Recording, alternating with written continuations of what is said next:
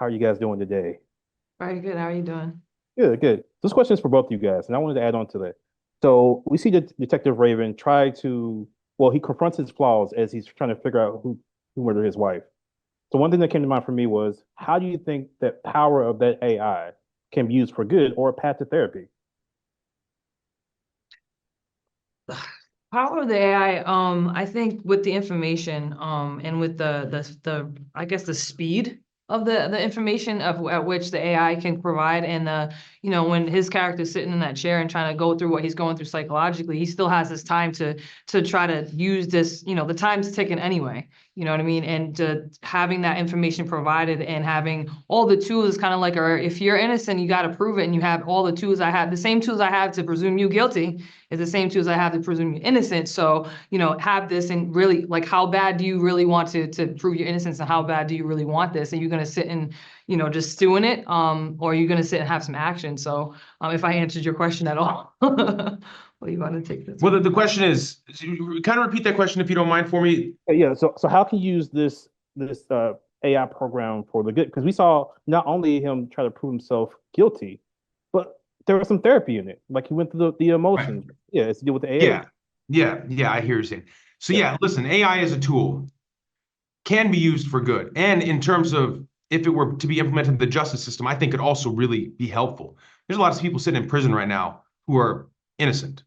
And the reason they're innocent is they were maybe given a public defender who was inept, and they had to plea out their case because they knew that there was a high likelihood they were just going to be charged with a much worse crime and have to spend even more time in jail. There's a lot of people in that scenario. And I think if you had at least gave a public defender the opportunity to process a million different cases all within 10 seconds and get and arm them with every single facet of the law that would allow for a person to truly defend themselves, then maybe there'd be fewer innocent people behind bars. And I think also if we were able to on the like the prosecuting side of a district attorney and the legal team that's trying to bring violent criminals to justice and bring justice to the families and victims of violent crime, if they had access to every shred of evidence and it wasn't left to detectives and human error wasn't a part of it, maybe they'd be able to process all of that stuff even more. So therefore, they could know with certainty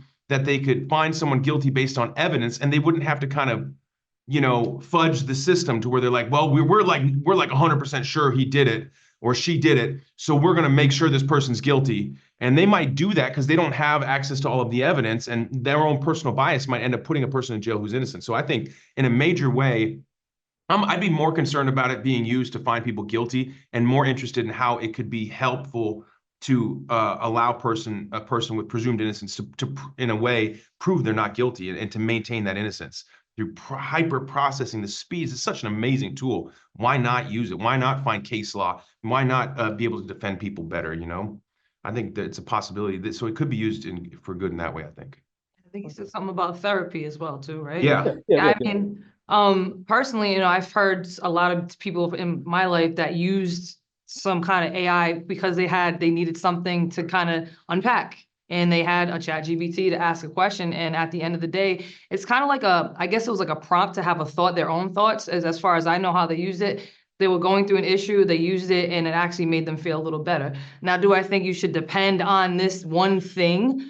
No, I think, but for people who don't maybe have an outlet at the time and they really need to talk to somebody, I mean, there's hotlines and everything that you can talk to via chat, but something like that, I feel like that could be beneficial for people who either are ashamed or afraid, haven't done therapy before, or just need a right now, like, I know a lot of time we're human beings. Sometimes you just need to hear that one thing. And if it's through a text message or a chat GBT or something of that sort, I don't see it being a problem for something like that. I just get really leery about being dependent on that one thing, but I can see it be a helpful tool for therapy. Absolutely. Yeah, definitely for therapy. I mean, what therapists are trained, right? There's a protocol they follow, they listen, they offer up. I've done proudly, I've done therapy and do therapy. I think, oftentimes it's just them listening, hearing what you have to say, offering up some possible root causes for, reasons you might be feeling the way that you're feeling. And, it's not offering solutions, often just listening and kind of affirming you in various